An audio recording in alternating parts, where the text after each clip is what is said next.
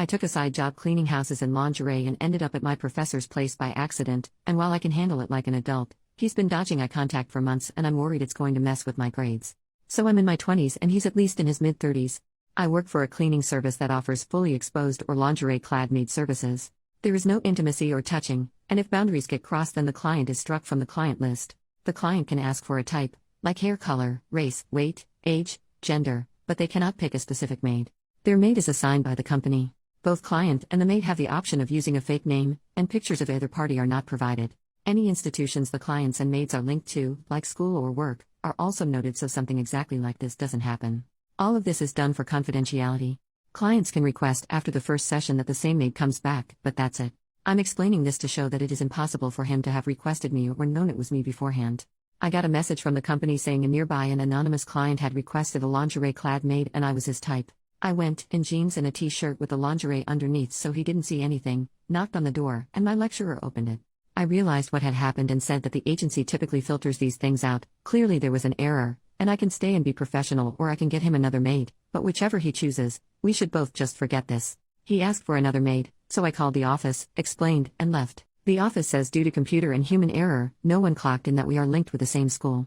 I had to go into school a few days ago along with some classmates and we ran into him. He was awkward, uncomfortable, wouldn't look me in the eye, and refused to even directly address me. We ran into him again later that day and it was the same, if not worse that time. We also had some classes at the end of last academic year, after the mix-up where I ended up at his place, and I was similarly ignored, though I attributed this at the time to the online format of the classes. This would just be one of those things, except I have classes with him all next year, as well as private meetings with him to discuss my studies. These have to be done with him, are compulsory, and can affect my grade. While I know that I can act professionally, I am concerned that he cannot, as it has been several months and he is still not passed it. I am putting a lot of time and money into this, and if this is how he will act for the remainder of it, I feel I will not get what I paid for it and that my grade will suffer. I do not know how best to progress. I cannot afford to let my grade go to crap, but talking to him might make things even worse. Any advice? Top comment: clearly a lot of the people giving you advice here don't work in academics. I do.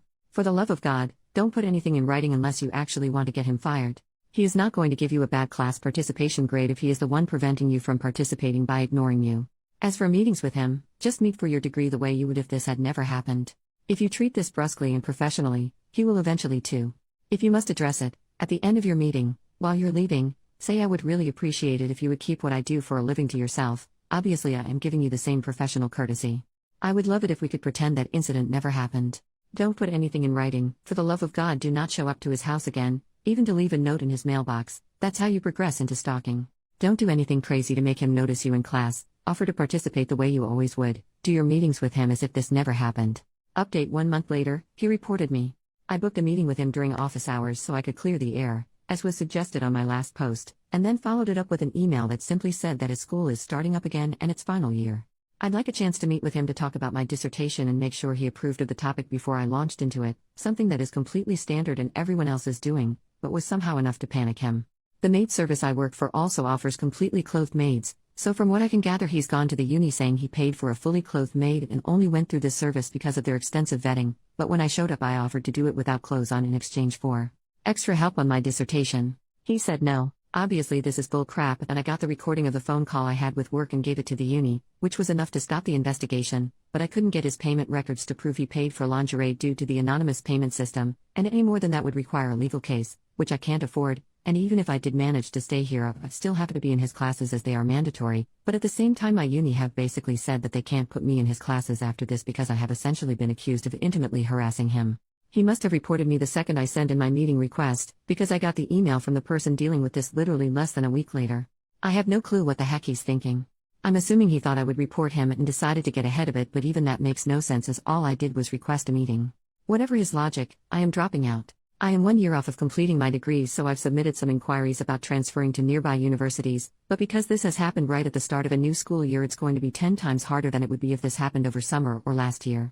The only upsides are that I've not actually been expelled or suspended, so I won't need to explain this to anyone. The uni seemed fine to just let me go quietly, and another lecturer is writing me a reference.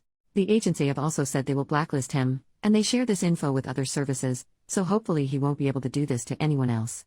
Just Jesus Christ. Edit, adding that I have had a free consultation with a lawyer and I will not be pursuing legal action. The best case scenario, Where I win, my name is cleared, and I can stay in this uni, my profession will still be outed, I will be shunned by classmates and staff members, and my lecturer will continue to be a jerk, and I'll be staying at a uni that have confirmed they will throw me under a bus to save a weaselly prick. Even the best case scenario will also earn me a black mark next to my name in academic circles. Update 3 years later, OP updated with a new account after her posts were featured on Smosh. Just caught up on the Smosh podcast and, well. Comment number 1, is there another update? OP, not really to be honest.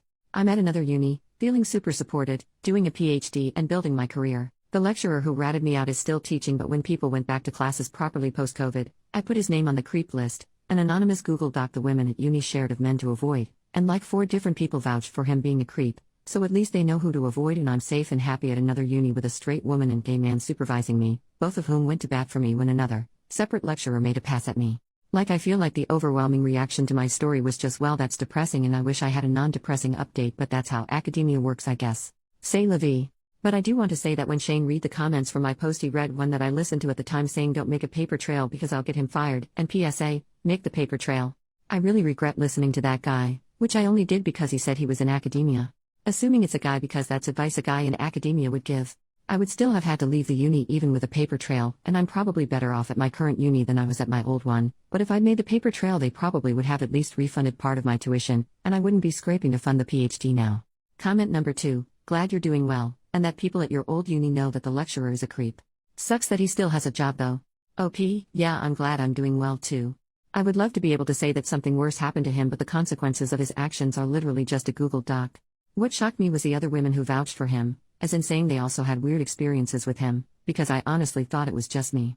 Hopefully one day he'll be creepy to the wrong woman. But hearing my words from like 3 years ago read out to me while I was on the treadmill is definitely making top 3 weirdest moments of my life lol. Comment number 3, saying don't make a paper trail because I'll get him fired, and PSA, make the paper trail. Oof, that comment is terrible, you're totally correct. Anyone who has dealt with any sort of scary, bad, or uncomfortable situation, whether in the workplace, school, or just in life, always make a paper trail. Document everything, even if it's small. If you have to take it to a boss, school leader, or police, etc., the best thing you can do to have a situation taken seriously and rectified is to have some sort of tangible proof that something has happened by documenting and listing whatever the issue is. Even if it's verbal comments that you don't have audio proof or witnesses for, you have more luck being helped if you have made notes of those comments over time, than if you just go in saying so and so said this. Glad you're in a better place now. OP, yeah. I just never expected to be in that situation, so when the top comment was like, hi OP, I'm in academia and here's what you do, I just went with it. If I could go back and tell myself one thing, it would be document everything. Hearing the comments read back, I got mad all over again, but mostly at myself for just going with what I was told back then.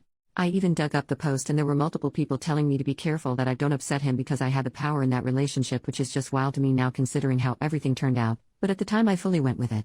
Honestly, I probably wouldn't have even made the update if I wasn't so annoyed at those commenters, and Shane reminded me how annoyed I was when he read them out lol. Commenter number 4, holy crap, I remember this one and finding it insane. That guy was for sure a creep and I was pissed to hear he had tried to blame you, but at least other people know to avoid him. Thank God, hoping you've been feeling better at this new uni. OP, I'm doing so much better at this new uni, thank you. I was actually at this uni first, then switched to the one this guy worked at, so now I'm back at the OG and I don't know why I ever left, to be honest. This sounds weird, but I'm low-key hoping he continues being a creep so he'll do it to the wrong woman and she'll be smarter about it than I was. But yeah, it was insane to me because honestly that post is from like late 2021 and by 2022 I was at a new uni, moved on, completely forgot about it, and then today I'm on the treadmill listening to a podcast and hear that being read out. Like? Commenter number 5, I'm glad you're doing better. Wow, that must have felt surreal to have your story of what crazy shit happened to you in a video happen. I remember watching the video when it came out. OP, I immediately just picked up my phone and rewound and started looking for the info. I would have heard it sooner, too, but I only listened to podcasts at the gym and I've not gone in the last couple weeks. It was so wild.